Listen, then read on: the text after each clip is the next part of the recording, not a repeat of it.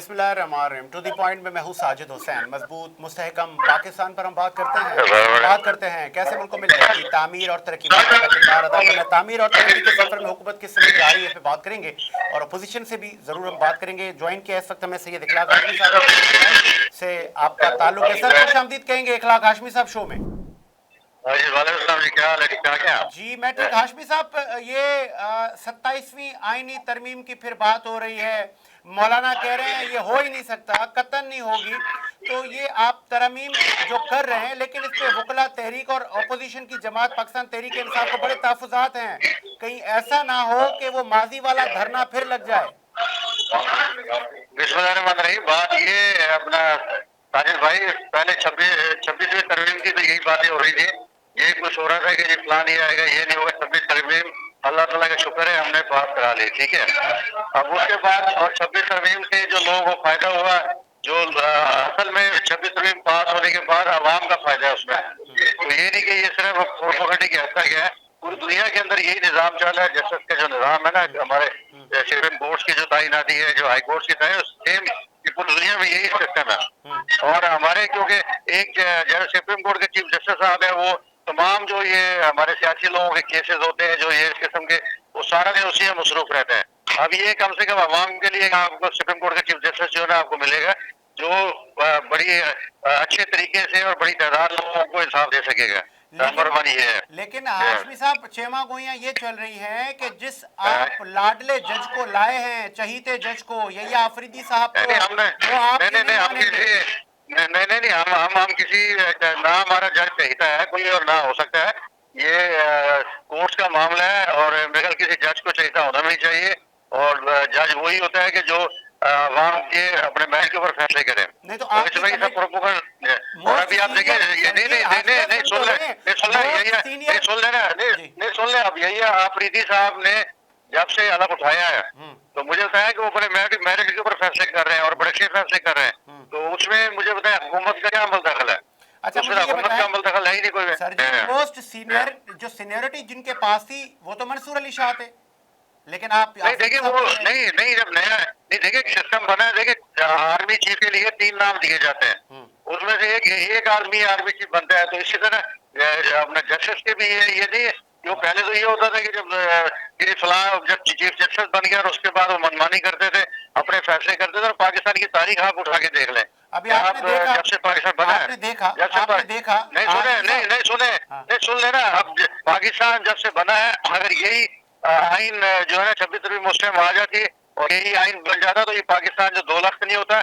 और पाकिस्तान में जो ये मनमानी की गई है साकिब निसार की शक्ल में, जो इफ्तिखार की शक्ल में, रमदे की शक्ल और फला की शक्ल में जो ये मनमानी की गई है, ये मनमानी ना होती है। जो जस्टिस फायद ईसा आपने देखा लंदन में क्या हो रहा है उनके साथ, लोग पीछे नहीं जस्टिस फायद ईसा अल्लाह ताला का शुक्र है बड़ी इज्जत के साथ वो रिटायर हुए। और अगर वो चाहते तो एक्सटेंशन ले सकते थे। और उन्होंने बड़े अच्छे फैसले किए हैं। और जो भी उनके खिलाफ प्रोपेगेंडा करता है, क्योंकि देखिए जो एहतजाज कर रहे हैं ना, जो जिसका नाम है पीटीआई, ये इन लोगों के तो सारी उम्र एहतजाज करते रहेंगे। इनके जो मनपसंद के फैसले कर ले वो उनके लिए बेहतर है। उनके लिए साकिब निसार बेहतर था। और दूसरे जो जिनकी इनकी बीवी है, जिनके बच्चे सारे जो है ना ये पीटीआई के लोग थे। आखिरी सवाल सुन, मेरा सवाल तो ले लेना सर। आखिरी मेरा सवाल है, ये पीआईए की एयरलाइन को खरीदने वाला कोई नहीं है। नवाज शरीफ साहब कह रहे हैं मैंने अपनी बेटी को बोला खरीद ले। नहीं हमने ऐसा कोई बयान नहीं सुना। और कहा है तो वो बिजनेसमैन है, वो खरीद सकते हैं। अगर सही है नहीं कि जो रेट्स हैं उस पर अगर लें तो कोई आवाम को कोई इतराज भी होना चाहिए। क्योंकि पीआईए देखे पीआईए एक बहुत बड़ा बोझ है पाकिस्तान की जो है ना मैशत के ऊपर जो है ना ये। और उसके अंदर जो है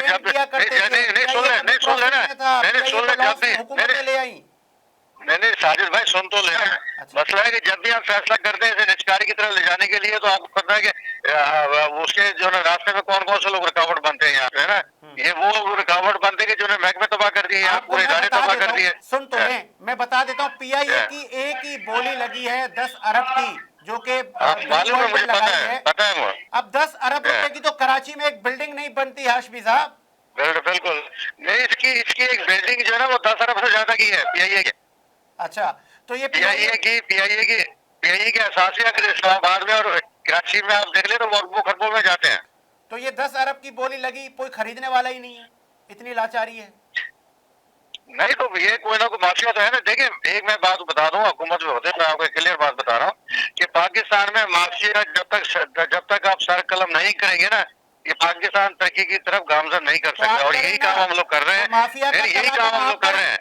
हैं। नहीं, यही सुन लेना, यही लोग हम काम कर रहे हैं। आज देखिए ब्यूरोक्रेसी के ज्यादातर तादाद जो है ना अभी तक इमरान खान की, और हमने अपनी क़यादत को कहा है, और उन्हें नाम लिख कर दिए हैं कि फलां फलां फलां फलां सेक्रेटरी जो है ना ये बाकियात है इसकी जो है ना पीटीआई की।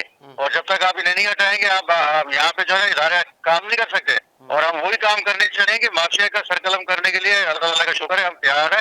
और इंशाल्लाह आप चंद महीनों में बहुत बड़ी तब्दीली देखेंगे पाकिस्तान में जो है। एक मेरा आखिरी सवाल ले लें, आपका टाइम बहुत कीमती है।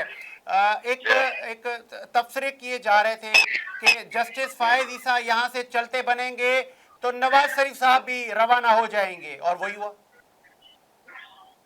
नहीं, देखिए वो इलाज कराने गया और चला चंद दिन के बाद वापस आ रहे हैं। तो ये देखिए मैंने बताया मुस्लिम लीग नून के खिलाफ लोग प्रोपोगंडे करते आ रहे हैं और अरसा दराज से कर रहे हैं। तो अल्लाह ताला का शुक्र है अब हुकूमत भी मजबूत है, मैशत मजबूत है। अवाम से आज मार्केट में पूछे रेट कम, महंगाई कम हो गई है आपकी, ये सारे को नीचे की तरफ आ रहे हैं ना। अभी अवाम को सहूलतें मिलना शुरू हो गई है।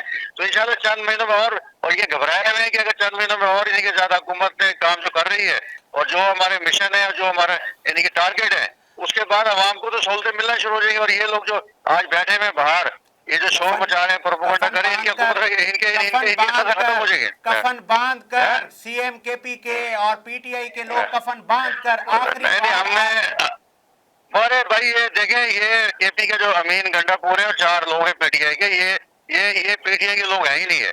अच्छा। ये तो खुद नहीं चाहते कि इमरान खान जेल से आए। ये किन के लोग हैं आपको नहीं पता। सारे एक एक बच्चा जानता है कि ये किन लोगों के हाथों में खेल रहे हैं। इमरान खान साहब ने सहाफियों से बात की, वो कह रहे हैं कि मेरे 15 दिन तक लाइट नहीं थी, मुझे काल कोठरी में रखा। नहीं, सब झूठ है, सारा प्रोपेगेंडा झूठ है।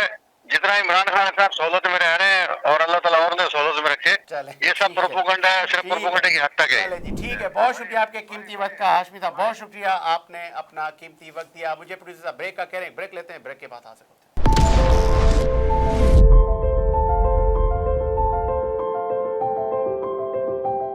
ब्रेक के बाद खुश आमदीद। प्रोग्राम को मजीद आगे बढ़ाते हैं और पाकिस्तान तहरीक इंसाफ का भी मौक़िफ़ लेते हैं, अपोजिशन क्या सोच रही है। राना मोहम्मद आज़म ने ज्वाइन किया है सर, कराची से आपका ताल्लुक़ है, खुश आमदीद कहेंगे राना मोहम्मद आज़म साहब, क्या आप सुन सकते हैं? राना साहब, ये आखिरी बार आप लोग निकल रहे हैं, कफन सर पर बांध कर निकल रहे हैं, ये आपके रहनुमा बयान दे रहे हैं, क्या ये मैं दुरुस्त सुन रहा हूँ?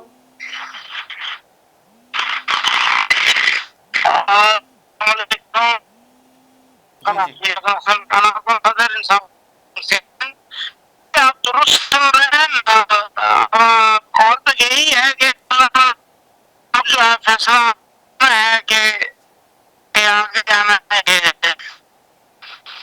क्या फैसला करना है अब? बस अब रोज का दफा इसके आपको घड़ी है, आपको फैसला करना है कि खान साहब को करवाना है बस। तो फिर क्या खुद में आप बम बांध कर आ रहे हैं, आगे फटेंगे? सर बम से भी ज्यादा खतरनाक चीज लेकर आ रहे हैं। तो वही तो पूछना चाह रही है कौम कि आप क्या खतरनाक ऐसी चीज लेकर आ रहे हैं कि जो सर पे कफन बंधा हुआ है। तो इसका मतलब अंदर से आप बमों की जैकेटें पहनकर इस्लामाबाद में वो बम फाड़ने, क्या करना है, मकसद क्या है, खुल के बताएं ना। देखिए जी खुल के बताओ, क्योंकि इस वक्त कौम जो पाकिस्तानी कौम है वो भरपूर तैयारी के साथ आ रही है और कौम ने फैसला कर लिया है कि अब खान साहब को रिहा करवाना। सही है, ठीक है, क्या आप सुन सकते हैं?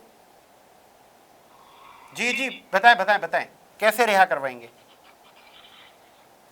इंशाल्लाह ताला जी अभी स्वाबी के अंदर जो 3 दिन का इज्तिमा है हमारा, इस 3 दिन में ये फैसला कर रहे हैं सबने, पूरे पाकिस्तान से लोग वहाँ पहुँच रहे हैं कि इंशाल्लाह ताला खान साहब को बाज़ तरीके से रिहा करवाना है। वो कैसे? राना मुझे समझाएं, राना साहब सुने ना, आप सीनियर रहनुमा है, मुझे समझाएं। आप लोग सर पे कफन बांध कर कह रहे हैं बड़ी तैयारी के साथ कैसे रिहा करवाएंगे? अडियाला जेल में घुसेंगे क्या आप लोग? नहीं नहीं, अडयाला अडयाला जेल में नहीं घुसेंगे, हम उनके अंदर घुसेंगे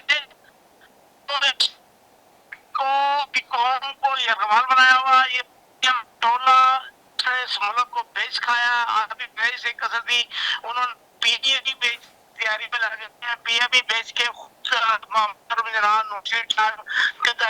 इतनी ख्वाहिश है इनकी कि मैं पीआईए खरीद लूं, वो अब उसकी तरफ जा रहे हैं। एयरपोर्ट बेच दी है उन्होंने, अब पीआईए बेचने जा रहे हैं, और एक चीज बनाने के लिए मुल्क से कर्जा लेते हैं, फिर कर्जा चुकाने के लिए फिर उस चीज को बेच देते हैं। ये अंधा कानून, अंधा सिस्टम अब हमको बनाया। ये पाकिस्तानी कौम अब इनके मुकरू चेहरों को पहचान चुकी है। ये पाकिस्तान से दौलत लूटते हैं और बाहर ममालिक में अपनी फैक्ट्रियां लगा रहे हैं, अपने बैंकों के अंदर डॉलर के बना रही है। हमारे बच्चे 20 लाख रुपए मकरूज पैदा होता है, इनका बच्चा पैदा होता है तो करोड़ों डॉलर का मालिक पैदा होता है। फर्क ये है साजिद साहब। सर जी मेरी बात सुन लेना राणा साहब, आप गालबन में जब से आप अपोजिशन में हैं, आप हर 10 दिन बाद, हर 20 दिन बाद कारकुनान को क्यों पिटवाने कुटवाने लेकर आ जाते हैं? कारकुनान आपको हाथ उठा के बददुआएं दे रहे हैं कि आप लोग क्यों हमें सड़कों पर बार बार उकसा रहे हैं। मुल्क अच्छा चल रहा है, मईशत बेहतर जा रही है,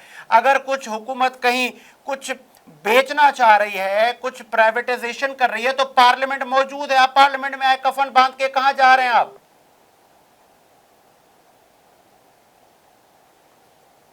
बेचना जा रही सर, ये जितने की हमारे यहाँ के इस्लामाबाद में एक क्या कहते हैं राशि बंगलों की कीमत है, उस कीमत में ये पीए बेचने जा रहे हैं। ये पीए के हिसाब से खाना चाह रहे हैं। इनकी गरीना और नवाज शरीफ के पी 2016 में भी ये हुआ था। 2016 में आपने देखा होगा 3-4 लोग शहीद हो गए थे, उन्होंने फिर मामला ठंडा कर दिया। आप उन्होंने समझा कि अदला बदले भी हमारे साथ है, फौज भी हमारे साथ है, और हम इसको भी दोबारा से अपनी ख्वाहिश पूरी हो, जो कि इंशाल्लाह ताला ये पाकिस्तानी कौम की ख्वाहिश पूरी नहीं हो।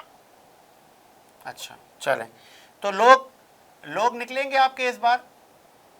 मेरी इतलात के मुताबिक आप लोग कफन तो बांध के निकल रहे हैं। बिल्कुल निकलें, आप सड़कों पर निकलें, आपका वतीरा है सड़कों की सियासत का। लेकिन एक मशवरा है मेरा, एक छोटा सा, अगर आप लेना चाहें, इस बार आप लोग कफन के साथ साथ कुछ और भी इंतजाम करके आइएगा, कंबल वंबल सब लेकर आइएगा। मुमकिन है आपको फिर सर्दियों का मौसम है, कहीं सड़ना ना पड़ जाए। हुकूमत भी वो कहते हैं ना तैयारी के साथ बैठी है आपका वेलकम करने के लिए।